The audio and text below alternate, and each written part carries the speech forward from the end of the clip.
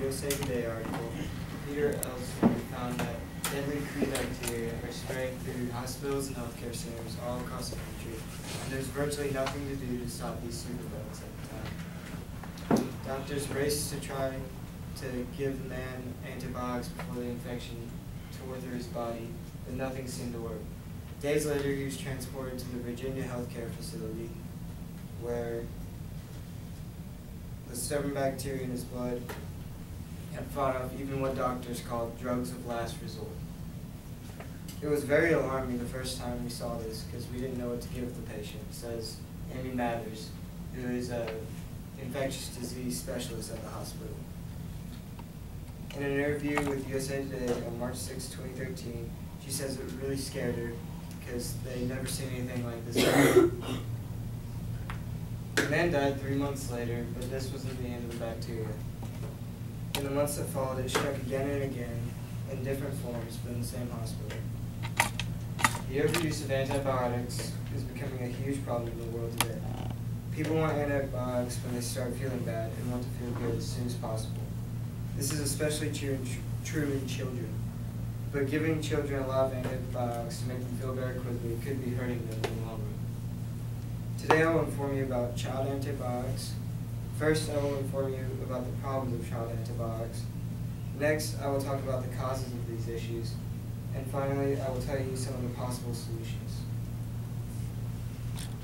The main problem is that people are overusing antibiotics. When someone gets a little sick or feels bad, they immediately want antibiotics to make them feel better. In 2011, the average man consumed about 50 doses of antibiotics in their lifetime. The average woman was up to 70 doses.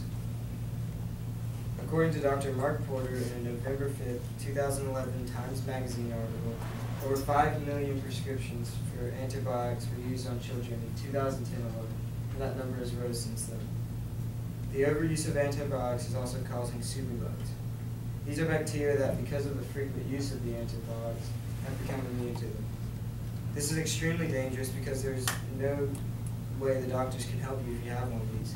It's basically up to your immune system to fight it off, and they're usually fatal. Another big problem is that people want antibiotics to make them feel better, even if they have a virus. Once again, according to Dr. Mark Porter in his November 5, 2011 Times Magazine article, Porter states that people want and are being prescribed antibiotics even for viruses, which are not even affected by antibiotics. And according to Craig C. Frudenridge in an article on Curiosity.com, antibiotics target certain groups of bacteria, destroying their cell walls and stopping DNA transportation. But viruses are a lot different than that. They don't have cell walls or anything like that, so the antibiotics don't work on them. The most blatant cause of the overuse of child antibiotics is that we have become too dependent on them. An antibiotic limits or stops the growth of a specific microorganism by interfering with the wall of the bacteria cell at which it is targeted, while simultaneously having low effect on the body's normal cells. However, according to facts.com or .org, when an individual takes an antibiotic for a long period of time, such as for an illness like rheumatic fever, the targeted bacteria may develop their own resistance to the drug. An enzyme or complex protein capable of inducing chemical changes without being changed itself can destroy the drug may be produced by the bacteria, or the cell wall may become resistant to being broken by the action of the antibiotic. When this resistance occurs, as it does most often in response to too long or frequent doses of the antibiotics, it often happens in the antibiotic penicillin or streptomycin. An individual is said to be fast against the drug.